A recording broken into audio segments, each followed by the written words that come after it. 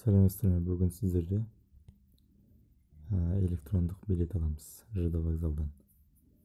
Яғни онлайн түрде электронды билет аламыз. Және оны қалай алу керек, және қалай регистрация жасау керек, соның бәрін айтамын қазір. Ең бастысы бірінші Google Chrome'ға кіреміз. Өйткені Google Chrome'да жақсы жұмыс жасайды. Сосын поиск строкаға жазамыз ЖД билеты деп жазамыз. Іздейміз, сосын сайт көрініп тұрады. Егер официальный сайт болмаса, басқа да әртүрлі сайттар бар. Олар комиссия көп ұстайды. Олардан алудың қажеті жоқ. Ең арзан және өзінің бағасына мемлекеттік бағада аламыз десеңіздер, мына сайтқа кіріңіздер. Купить билет деген жерде ePay Realways деген сайт, осы официальный сайт, осы КТЖ-ның, яғни Қазақстан темір жолының официальный сайты. Осыған кіреміз. Осындай көрініп тұрады осылай. Сосын бұл жерде іздейтін болсаңыздар мына жерге жазасыздар. Қалай іздеу керек екен, мысалы Астана. Обязательно іздеген кезде былай басыңыздар үстінен. Жаңағы қаланың соңына дейін жазып термеңіздер де, осылай басарым жасаңыздар, осылай шығады. Астана 1-ден болса, осыны Астана 1-де басыңыз. Егер сіз толықта жазатын болсаңыз, Астана 1 деп жазатын болсаңыздар, сіздер поискті басқан кезде шықпай қалады. Дұрыс термедіңіз деп шығады. Не болмаса. Мысалы, Шымкент деп теріп көрейік. Шымкент. Қараңыз, мына баспаймын, мен жай тере салам. Бассам, шықпайды, көрдіңіздер ме? Нужно выбрать страницу деп осылай қайта-қайта шығып тұрады. Осыны шықпас үшін мынаны былай теруіміз керек. Мынаны өшіреміз и басамыз. Мына жерде де солай жасау керек. Өшіріп, Шымкент деп басасыз. И датаны таңдаймыз. Мысалы, ертеңге. Поиск десеңіз, іздейді, көрдіңіздер ме? Сразу іздеп тауып береді. Ол күнге, мысалы, уже билет жоқ, места жоқ деп жазылып тұр мына жерде. Места нет дейді. Сосын басқа күнге іздеп көрейік. Мысалы, январдың 10-ына іздеп көрейік.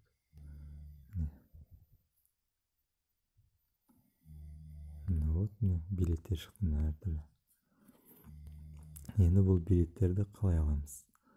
Бұл жерде поездардың нөмірлері көрініп тұрады. Қандай поездардың аттары, қайда баратындары, соңғы станциялары, жүру уақыты, келу уақыты, келу емес, жолда қанша уақыт жүруі, солар жазылып тұрады бұл жерде. Мысалы, бір билетті алып көрейік. Мысалы, маған арзан билет бар екен, Астана Сарыағаш деген. Көрейік осыны алып.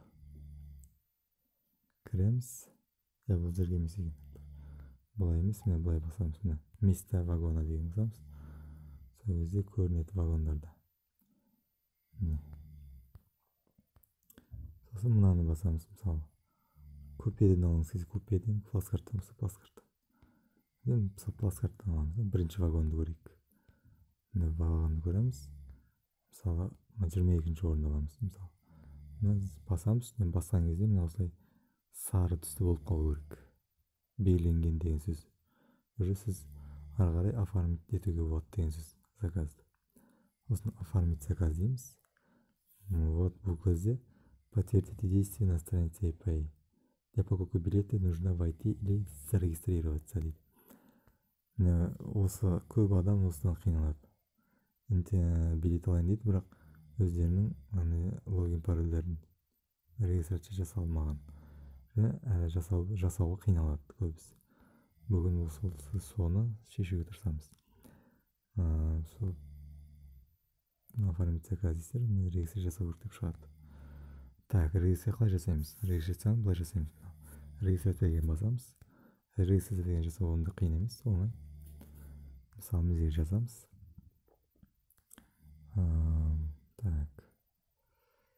Регистрация қалай жасаймыз?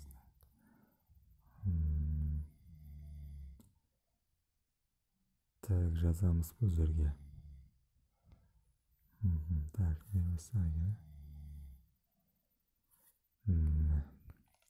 Менің өзім бір фейковый логиндерім бар, соны теріп көрейік.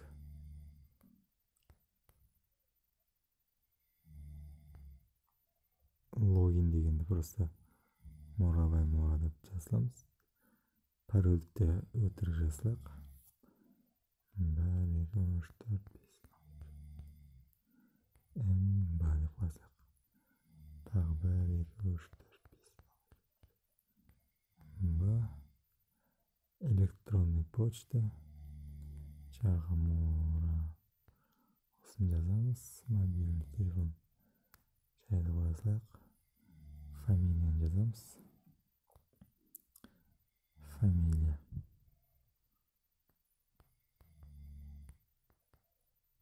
Имя.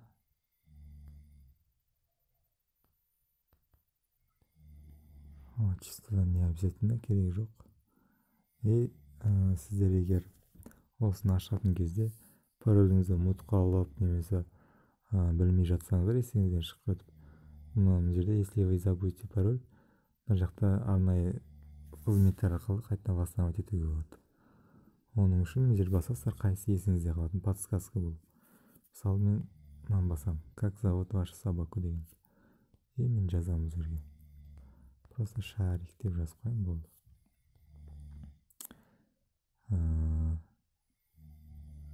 Сосын жерге жазамыз.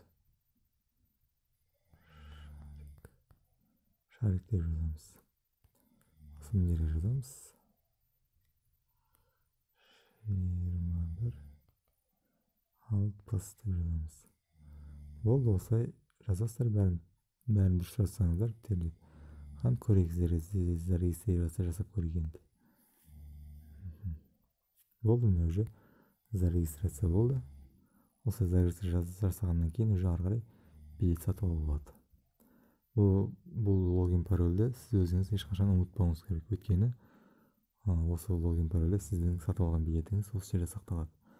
И сол жерден алып, өзіңіз скачать етіп, распечаткадан шығарып алуға болады. Енді оформить деп басамыз. Оформить уже сіздер мына жаққа кіргеннен кейін, сайтқа мына жақтан кіргеннен кейін сізге автомат түрде уже войти деп заказ қабылданады. Біз жаңа көрген заказымыз. Енді бұл жерге данныйлар енгіземіз.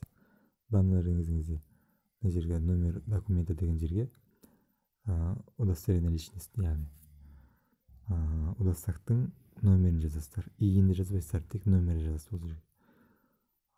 Сосын мына жерге фамилия жазасыздар, имя, отчество, толық жазасыздар бәрін. Осы жерде қалай жазасыздар, билетте де солай жазылып тұру керек. Удостоверениеде қалай жазылады, солай жазу керек. Өйткені сосын пойызға мінген кезде удостақпен билетті тексеру мүмкін. Сосын бәрін толтырамыз. Былай.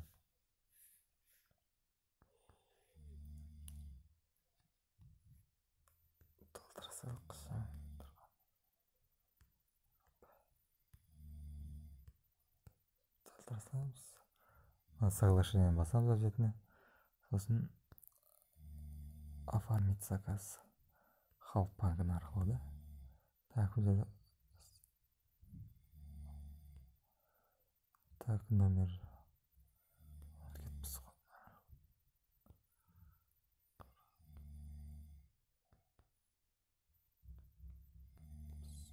барлық данныйларды дұрыс енгізу керек.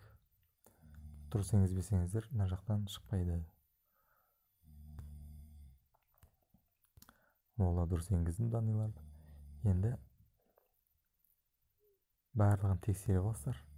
Мына жерде қай күні жүретіндері, сағат нешеде, қай күні келетіні, мына жерде қай сағат қаншада барлығы жазылып тұрады. Қай вагон, қай орын, плацкартный, бәрі мына жерде аты жөндеріңізді және документтеріңізді тексеруге болады, номерін. Барлығы дұрыс болу керек. Мына жерде суммасы тұрады. Мына жерде ең бастысы, мына жерде заказ 9 минуттың ішінде үлгеруіңіз керек, оформить етіп. 9 минут ішінде үлгермесеңіздер, орын алмай қаласыздар. Сосын басамыз, оплатить деп. Сосын жерге карточкаларыңыздың данныйларын жазасыздар. Карточканың данныйлары жерде жазылып тұрады. Жазылып тұрғанда сол карточкада артында жазылады. Номер жазасыздар толықтай. срок жазасыздар, қай күнге дейін бәрін. Срок, сосын бұл жерде карточкада жазылғандай аты жөнін жазасыздар, карточканың аты жөнін. Сосын бұл жерге артындағы нөмірді жазасыздар. Сосын бұл жерде жазып болғаннан кейін барлығын бұл жерге бітішке қоясыздар. Өйткені бұл жерде соглашение, яғни условия соглашения деген болады, соған келісемін дегендей ғой бәріне.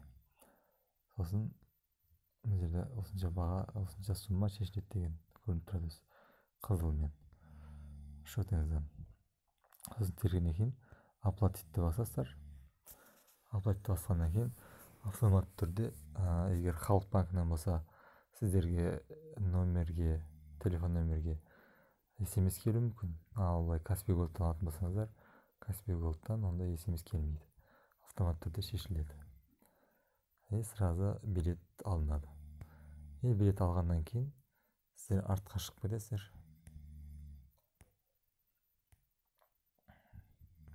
Сосын билеттің алынған алынбаған тексересіздер. Оның үшін бағанағы кіреміз. Бұлай кірген кезде жерде тұрады мой заказы деген. Осы мой заказда көресіздер. Оформлен. Егер сіздің заказыңыз алынған болса, оформлен болса, сіздердің жерде состояние билет деген жерде оформлен деп жазылып тұрады. Егер алынбаған болса, ол жазылып тұрады. Қазір көрсетем. Бұл жерде мысалы үшін начать отмены покупки билета деген тұрады. Осындай зажулар шығып тұрады, егер алынбаған болса. Болды, онда электронды билеттің алуының ешқандай қиындығы жоқ. Қазір мен алған билетімді өзім көрсетейін. Мен осы билетті алдым. Енді бұны қалай шығарып алу керек? Бұны шығарып алу керек былай. PDF форматқа өткізесіздер и распечатать билет деген басасыздар. Содан скачать етіледі сразу. Скачать етілгеннен кейін қазір не болмаса, компьютер болса, компьютерді шығарып алуға болады. Мен билет алдым. Осы электронды билет. Бұны шығарып алу керек. Бұны кез келген бір распечатка жасайтын жерге барасыздар. Флешкаға салып, не болмаса, USB кабель болатын болса, өздеріңізбен телефонның USB. Телефон неге жалғап, ноутбукқа, не болмаса компьютер жалғап шығарып алуларыңыз болады. Ол осылай алуға болады. Сосын тағы бір нәрсе, егер сіздер қандай да бір жағдайға байланысты билеттеріңізді тапсыратын болып қалсаңыздар, яғни обратно возврат жасайтын болсаңыздар, билетті былай жасайсыздар. Осылай кіресіздер, кірген кезде мына жерде тұрады өзі. Возврат билет. Мына жерде возврат билет деп тұрады. Осы возвратты басасыздар, мысалы, неше билет возврат жасайсыз. Мысалы, мына жерде тұрады өзі. Осы күнгі билетті отметке қоясыз, осы билетті возврат жасаймын деп. Осын басасыз, басасыз. И возврат деген шығады. И возврат жасауға болады. Возврат жасаған кезде комиссия ұстап қалады. 1000 теңгенің үстінде комиссия ұстайды. Мысалы 3279 болса, 2279 теңге қайтып сол карточкаңызға түседі. Түсу уақыты бір аптаның көлемінде, 3-4 күннің көлемінде түседі. Ақша келіп түскен кезде сіздің Каспий Голдыңызға не болмаса неңізге келіп түседі, сообщение келеді. Сізге возвраттың ақшасы келіп түсті деп Каспий Голдың телефон нөмірге, не болмаса Халық банкінің телефон нөміріне келіп түсуі мүмкін. Сол ағайындар. Электронды билет алу қатты қиын емес. ЖД вокзалға барып, ол жерден қаншама очередь күтіп, ол жерде қаншама нервтеріңізді құртқаннан гөрі, осылай электронды түрде телефоннан немесе ноутбуктан алуға болады. Оңай. Қиында, ешқандай қиындығы жоқ, бәрі оңай. Сөйтіп кіріп алуларыңызға болады. Рахмет, сау болыңыздар. Каналға тіркеліңіздер. Ұнаса лайк басыңыздар. Сұрақтарыңыз болса комментарийға жазыңыздар, жауап беремін.